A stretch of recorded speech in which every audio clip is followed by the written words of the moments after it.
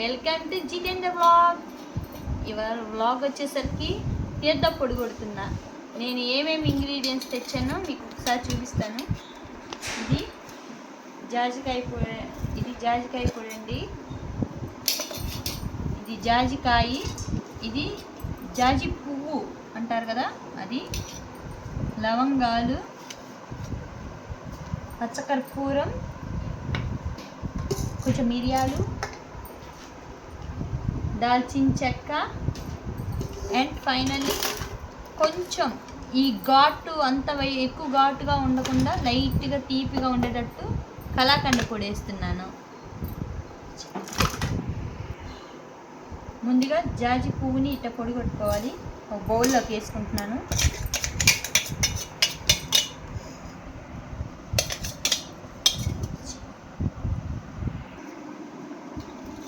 లవంగాల్ని ఇట్లా ఫైన్గా పౌడర్ చేసుకున్నాను. ఇది కూడా ఇందులో వేసేద్దాం.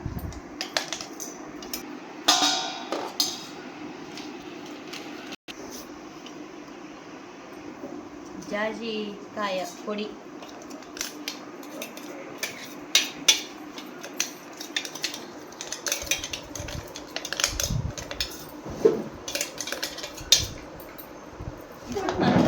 కొంచెం ఇంగ్రీడియంట్స్ వేసుకోవాల్సింది, కొన్ని ఇవన్నీ ఒక స్టెప్లోకి వెళ్ళిపోతాయి. కాసిన మిరియాలు,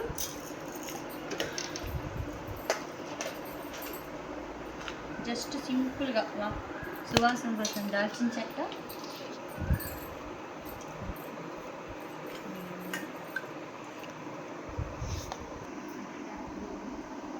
పచ్చకర్పూరం కొంచెం వాసనకి, దాన్ని బట్టి చూసుకొని కొంచెం వేసుకోవచ్చు. ఇన్నిటి మీద కదా, ఓకే చాలు. తర్వాత వచ్చేసరికి దీంట్లో కొద్దిగా యాలకులు కూడా కలుపుకుందాం లాస్ట్లో. మిక్సీ పట్టేద్దాం.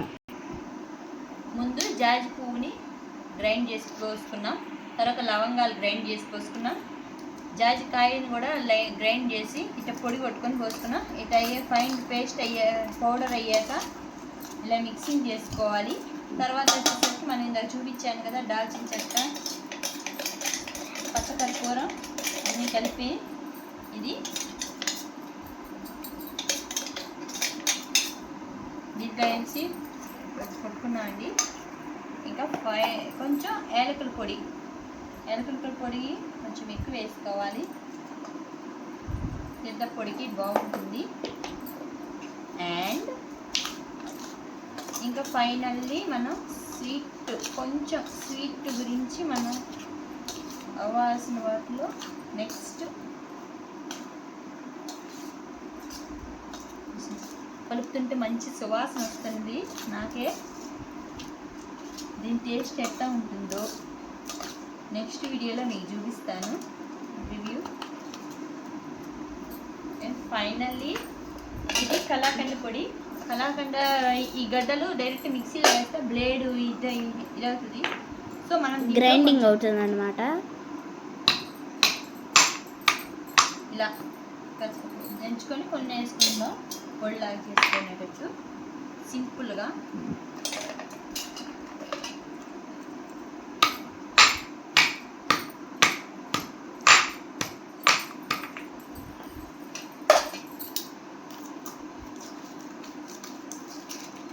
చూసారు, కచ్చాపచ్చాగా దంచాను. కచ్చాపచ్చాగా దంచి ఇంకా చేసుకుందాం. కొంచెం స్వీట్గా ఉన్నా పర్వాలేదు, భక్తులు మరీ కారం పెట్టకూడదు కదా, దేవుడికి పెట్టేది.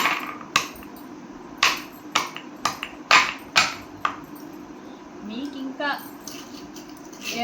ఇంకేమైనా తెలిస్తే నాకు కొంచెం కామెంట్ చేసి చెప్పండి. తీర్థ పొడిలోని నాకు వచ్చిన పద్ధతిలో ఇదే నేను కొడుతున్నాను. నేను ఎప్పుడు కొట్టలేదు, ఇదే ట్రై చేస్తున్నాను.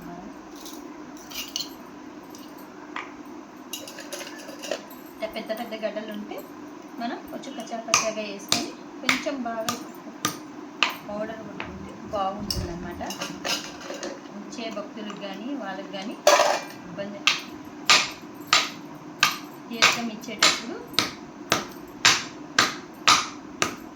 ఇది నేను ఎక్కడ వాడతాను. ఇది మా గుళ్ళోకనే నేను కొడుతున్నాను. ఫస్ట్ టైం నేను కొట్టడం చెప్తాను. అన్నీ గ్రైండింగ్ లాగా చేసుకొని మొత్తం పొడిలాగా కొట్టుకొని దీంట్లో మిక్స్ చేసి కొద్దిగా వాటర్ వేసి ఫైనల్లీ ఎలా ఉంటుందో నేను మళ్ళీ మీకు చెప్తాను. ఫైనల్గా మనం ఇందాక చూపించుకున్నాం కదా కలాకండ పొడిని ఇట్లా పౌడర్ చేసేసాను. టోటల్లీ ఇలా మిక్స్ చేసేసుకుందాం మనం.